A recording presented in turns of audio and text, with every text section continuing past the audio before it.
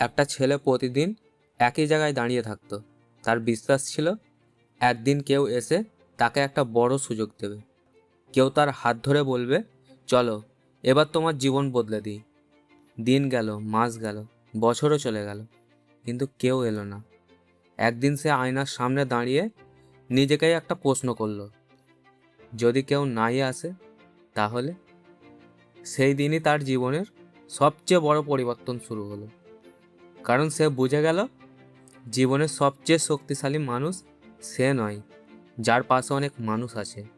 সবচেয়ে শক্তিশালী মানুষ সে যে একাই শুরু করতে পারে। অনেকেই সুযোগের অপেক্ষা করে, পুরো জীবনটাই অপেক্ষায় কাটিয়ে দেয়, কিন্তু যারা ছোট থেকে শুরু করে তারাই একদিন বড় হয়ে ওঠে। মনে রাখবেন, আপনার স্বপ্নের দায়িত্ব আপনার পরিবারের নয়, বন্ধুর নয়, ভাগ্যেরও নয়। সবচেয়ে বড় দায়িত্ব আপনার নিজের। যেদিন আপনি অজুহাত বন্ধ করবেন, সেদিন থেকেই পরিবর্তন শুরু হবে। যেদিন অন্যকে দোষ দেওয়া বন্ধ করবেন, সেদিন থেকেই আপনি এগোতে শুরু করবেন।